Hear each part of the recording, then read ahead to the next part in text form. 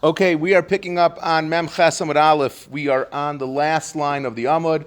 So again, the Gemara was talking about if you have someone that was joining together with other people had washed, and the other people had eaten bread, and we're talking about someone that had not washed, he had just eaten, let's say, a vegetable. So the question was if he can join together with them or not to make the zimun, and then the other question was if he could actually lead them in making the zimun. So the Gemara says, we're on the bottom line of Mem Ches Amud Aleph, it says, Itmar, Amar Rav Yehuda bar Yehuda Mishmei de Rava. Afilu, turning now to Mem Ches Beis. Afilu lo tibel imam ela batzir. Even if he only ate with them, if he only took a vegetable and he dipped it in some sort of sauce, velo achal imam ela gergoras achas. Or if he only ate with them a fig, mitzaref, he is able to combine with them in order to make a mezumin. Ulahotzi asarabim dechavasam, but in order for him to be able to be motzi other people with their obligation, ena motzi at shiochel kazayas dagan, he has to eat at least a kazayas of grain in order to be motzi other people. Otherwise, he's not able to do it.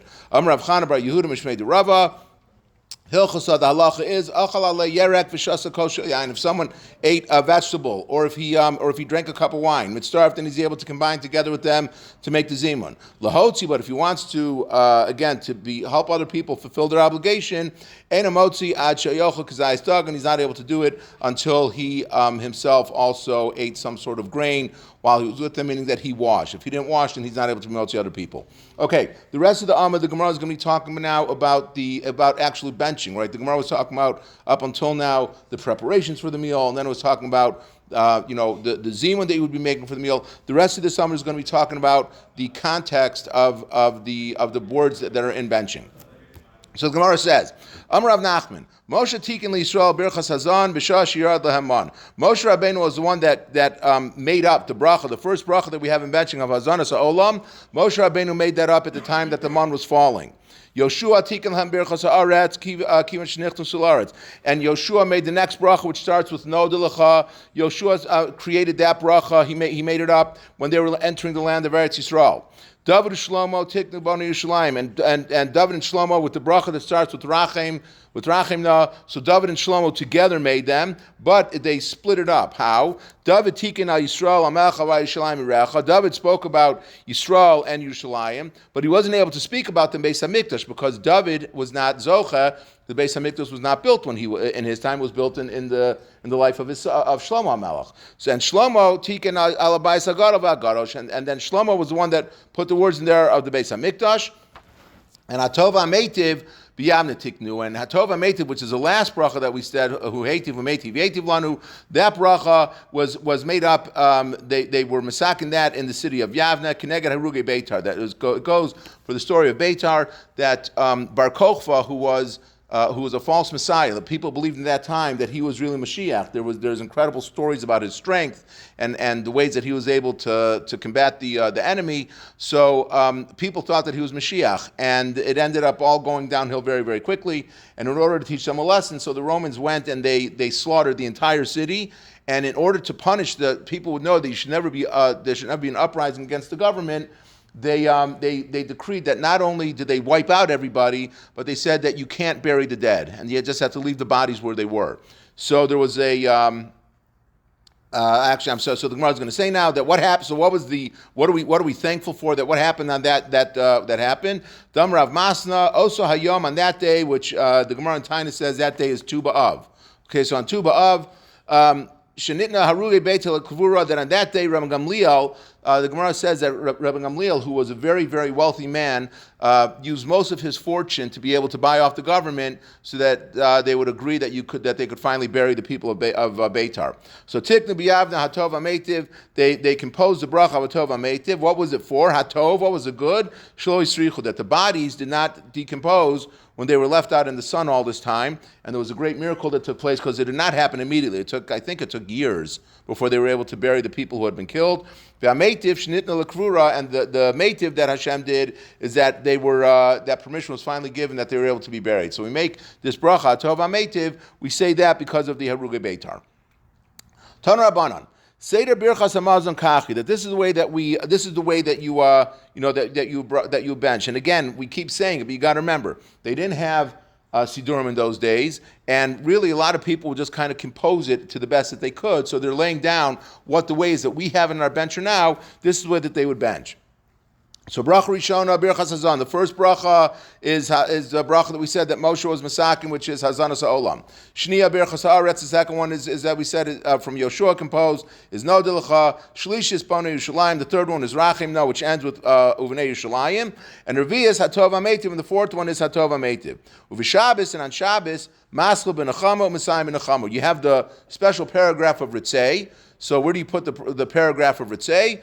So the Gemara says that you put it in Nechama and you end it in Nechama. What does Nechama mean? It means that you're putting it in the bracha of Rachim, because Rashi says that there were some, we have the lashon of Rachim na Hashem Elokeinu, but there were some people, apparently Rashi has that there were people who had the lashon of Nachmenu Hashem Elokeinu. That's that they would start it off different. And the consolation would be, what's the Nachmenu mean, to console us? What's the consolation? The consolation is that eventually Yuvnei Yerushalayim HaKadosh from here v'yameinu, that eventually Yerushalayim is going to be rebuilt. So according to this, the Tanakama says that you put the bracha of Ritzei, which is where we have it now, you put it in the bracha of Rachim Na.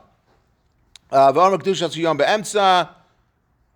I'm sorry. Some reason. Shabbos. Okay. And then you would say the part of Ritzei, you would say that in the middle of that bracha.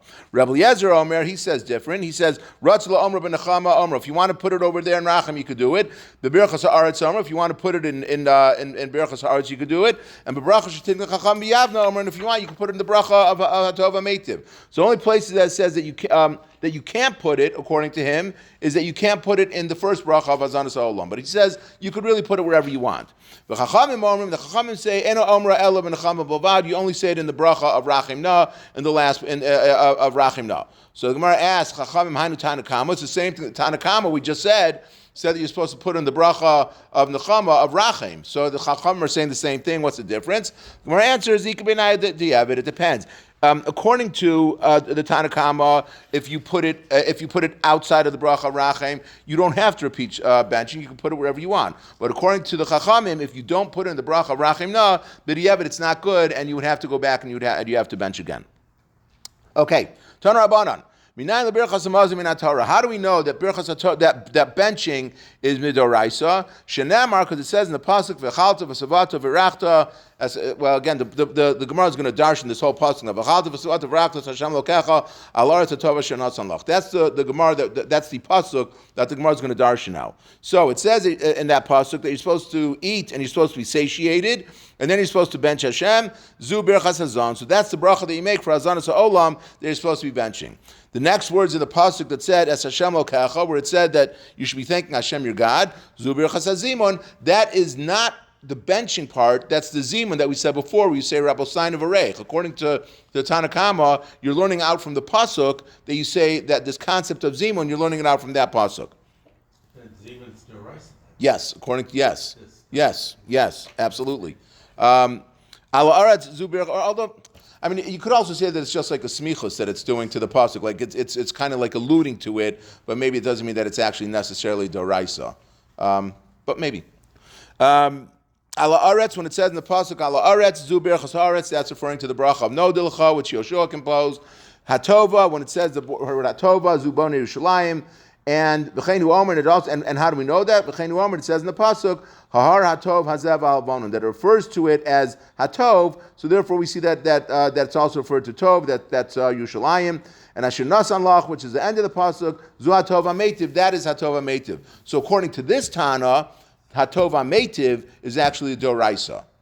Okay, because he's learning out, and again, that doesn't seem to be the smichos. According to the Mefarshim, they say that he actually learns out that the fourth bracha of Atov HaMeitiv is actually doraisa. I don't know how he's going to answer then why we, for example, we said a few blot ago that you don't say that each bracha doesn't start with the Baruch Atah Hashem, because it's a bracha smucha lechaverta, because it's relying on the other bracha. But we do start this bracha with Baruch Atah Hashem, which is why the Gemara said it indicates that it's only drabanan. So I don't know how he learns that up, but according to him right now, this is a bracha d'oraisa. So the Gemara says, "Ein li ela ala achrav." So I only know that it's a mitzvah d'oraisa to give a bracha to Hashem after you finish eating. The fun of minayin. How do you know that you're supposed to make a bracha before you start eating. So the Gemara says, Amr Kavachomer, you make a Kavachomer. Kishu Sovea Mevarich, if when a person is full, he's supposed to thank Hashem for what he had. Kishu Rav Lo Kol Shekain. So for sure you should be blessing Hashem when you're hungry, because it's like you're davening to be able to say to Hashem, please give me the food that I want to get now, and you're thanking Him as you're about to eat it. It's like, whenever you sit down to eat something, usually before you eat it, the anticipation of what you're going to eat is very, very great. And then when you're finished eating, like you kind of go like, ugh, I can't believe I just ate all that. At least that's what I say. But it's like, it's really the anticipation for eating sometimes is more than actually how you feel after you finish eating. So the Gemara says, the Kavachomer, that if you're gonna thank Hashem and you're gonna bless Him after you finish eating, so certainly you would do it before you start eating. Rebbe says you don't need to have this Kal V'chomer. We can actually learn from the pasuk itself that you're supposed to make a bracha before you eat. Why? Because and again, the next few lines, each of the different Tanaim are going to darshan the Gemara, the pasuk a little bit differently to show us where you're supposed to learn out that you make a bracha beforehand. It says in the pasuk v'chalta v'savato v'rachtas Hashem lokecha. So that part of the pasuk zub berachos hazan, that is the first bracha.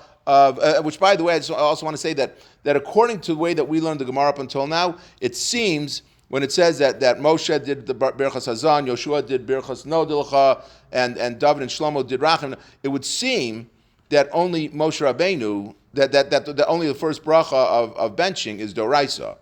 Because clearly Yoshua composed it after they had gone, when they were going into Eretz Yisrael, and David and Shlomo composed it after they had entered Yerushalayim and after they had built the Beis HaMikdash. So it would seem that according to that, they're saying that only the first bracha is Doraisa, but it could be that really the whole thing is Doraisa, and it's just like, kind of like when they say that the Avos used to keep all the mitzvos. So how do they keep all the mitzvahs? The Torah hadn't been given yet. They knew. So maybe it's along the same lines. You could say they knew that this was coming, that there was going to be this bracha that was supposed to be instituted. Maybe Yoshua and David and Shlomo just composed the wording of what the bracha is. But the concept, you're supposed to be thanking Hashem, could be deraisa for all those things. So anyway, the Gemara says, that's the first bracha of benching. But we don't need a pasuk, as we said before. We learned out from the pasuk to teach you for Berachos Hazimun. He says you don't need to learn out from the pasuk for that. There's a requirement for a zimun. Why? Because we said a few blot ago, Migadul Hashem iti nafka. We learned it out from Gadul Hashem iti unuram Hashem yachtu. He says, remember, let's exalt Hashem together. One person is saying to the other ones, let's do it together. So you learn from that. Ala aretz zu Berachos haaretz. When it says in the Torah, Al haaretz in the pasuk, so that's teaching you for the Berachos haaretz that Yoshua composed. Hatova zu Bnei Yerushalayim, like we said before, that's referring to Bnei Yerushalayim. V'cheinu Omer, and it also says in another pasuk, Hahar hatov hazev al vanon, when it's referring to that we make a gzera shava, that just like it says tov, it says the word tova in V'chalta al aretz hatova, and later on when it's talking about Eretz Yisrael, it's also saying Hahar hatov hazev al vanon. So the word hatov is a common word, so we're going to be able to learn a gzera shava that you're supposed to make a bracha on it. Hatov ametiv b'yamna tiknu, and again, according to this Tana, Hatov ametiv, the fourth bracha was derabanan because it was instituted in Yavna, and therefore so you don't need to learn out from a Kal V'chomer. You're able to learn out from the pasuk. You have the extra pasuk to tell you that you're supposed to make a bracha before him. So ainly I only know that's to tell you that you make a bracha afterwards. L'fanu minayin tamalam asher nasan lach, the end of the pasuk asher nasan lach, which again is now extra because he learned zimun from the pasuk of Gadol Hashem iti. So therefore he has the last three words of the pasuk asher nasan lach is to teach you that mishen nasan lach, that from when Hashem gave it to you, that's when you're required to make the bracha. So as soon as Hashem gives it to you, as soon as you're holding it, you're ready to eat it, that's when you're supposed to make the bracha. Rabbi Yitzchak Omer, Eino Tzarach, you don't need to learn out from this, from the drasha that he just made. He has a different one. What does he learn from?